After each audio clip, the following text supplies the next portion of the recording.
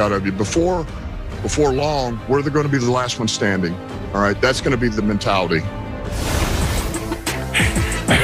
I literally cannot take it. Enough. No, I'm sorry. I'll just speak for myself and say that was too much. Let's play a little drawing a blank. That was new lines coach Dan Campbell, the head coach, talking kneecaps upon going down. Coming up, more kneecaps. Brandon, new lines head coach Dan Campbell's press conference was blank.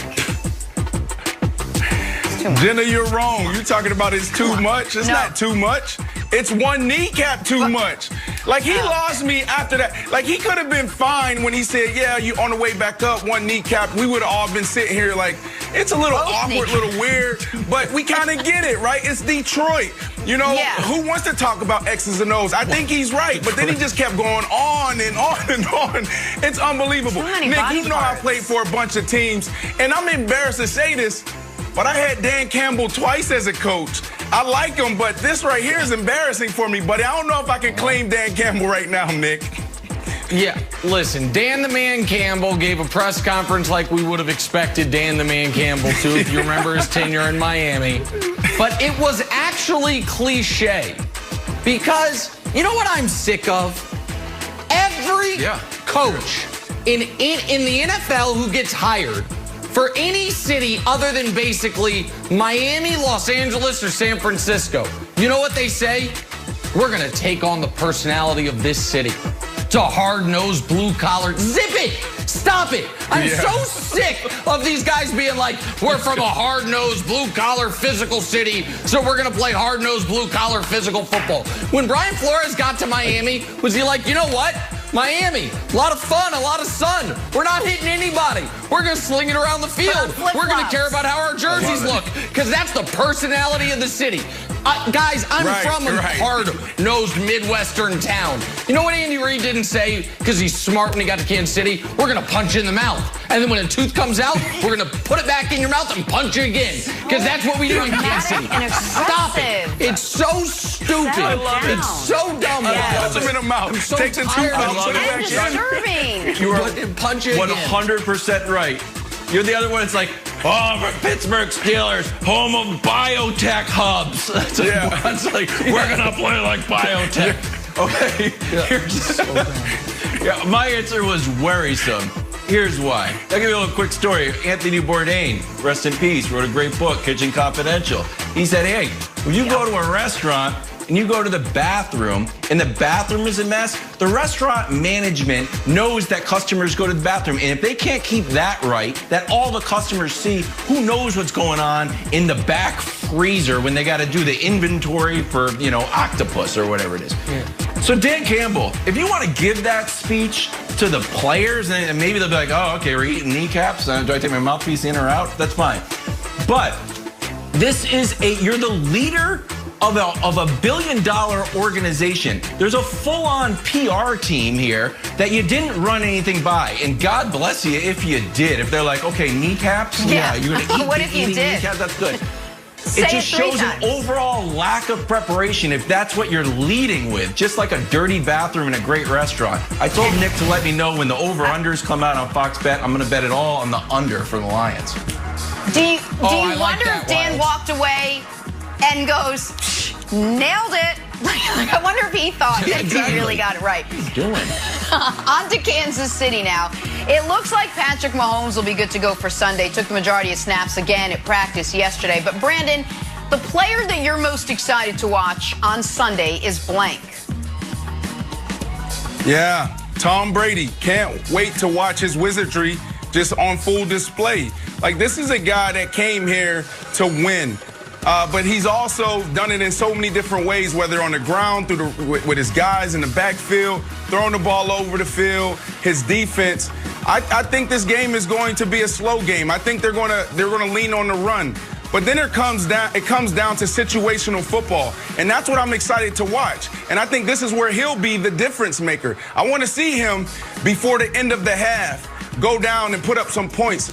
maybe get a field goal, maybe get a touchdown. I want to see him in a 2-minute offense where, you know, he needs to put the Packers away or he needs to go down there and score. I think that's where he thrives. Let's watch Tom Brady on third down, third and long, third and short. What are they doing? How is he getting to his check down? I'm excited to watch Tom Brady in situational football because this is why you brought him here. And if he does a phenomenal job in those moments, they'll be on their way to a Super Bowl.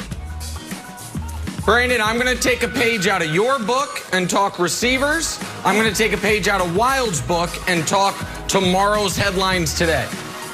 I'm the most excited to watch Devante Adams.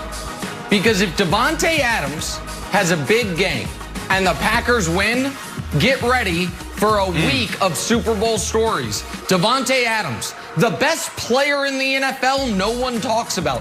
Devante Adams, is he actually the best receiver in football?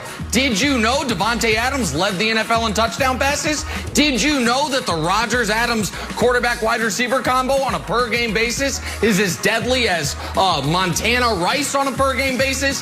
One game away from Devante Adams becoming a household name, not just for football fans, but for everyone. He will be one of the lead storylines for Super Bowl week if he has a big game Sunday. So that's who I'm excited to watch, Wilds.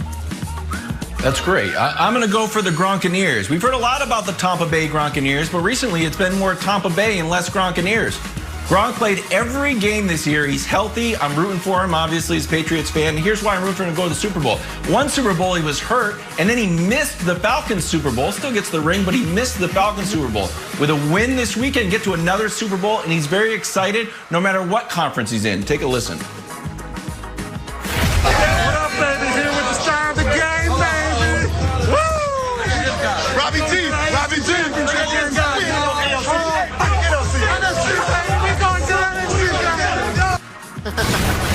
AFC, NFC, we're in the FC. Yeah, we're good. Let's move on and talk some Josh Allen. So Gronk. Nick ranked him as the player with the most to gain from winning Super Bowl 55. But Brandon, the player with the most to prove on Sunday, in your opinion, is blank. Not player, but players. The Packers offensive line. Will you do your job this time around?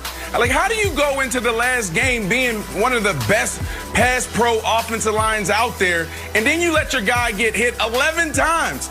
He's one of the greatest quarterbacks to ever do it, and you let him get smacked around 11 times and do that. So I'm excited to watch those guys and how they bounce back. This is all about pride, this one.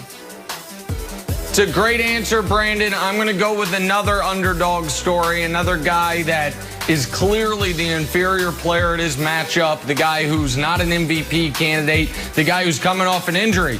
Patrick Mahomes. Can he slay the dragon that is Josh Allen and this unstoppable Bills offense? Kevin Wildes made a really interesting point yesterday. The Chiefs offense, the worst offense statistically of the 4 teams remaining.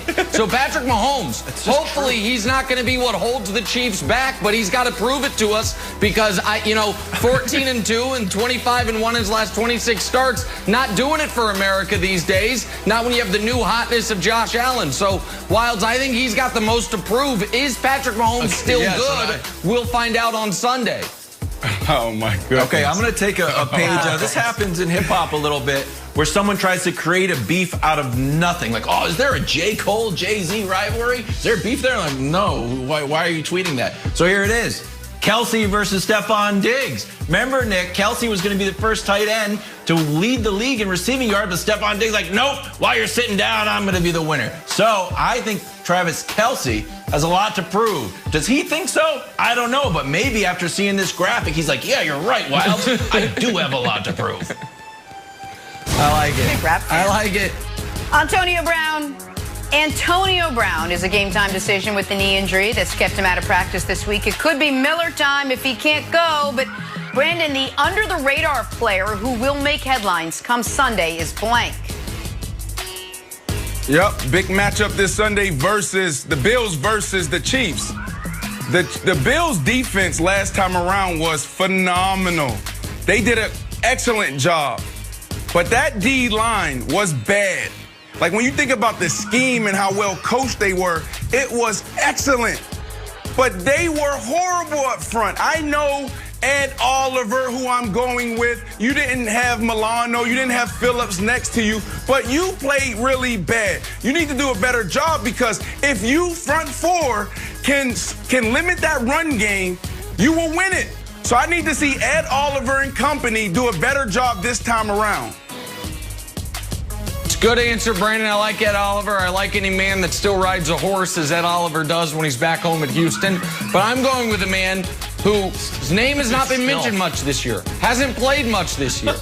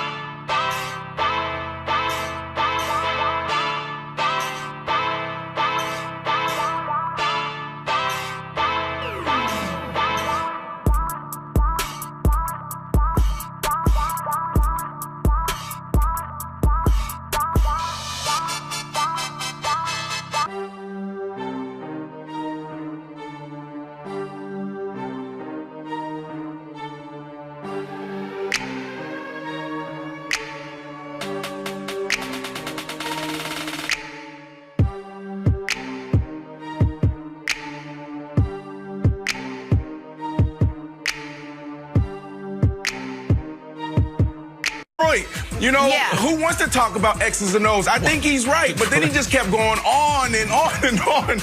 It's unbelievable. Nick, you know I played for a bunch of teams, and I'm embarrassed to say this, but I had Dan Campbell twice as a coach. I like him, but this right here is embarrassing for me, buddy. I don't know if I can claim Dan Campbell right now, Nick.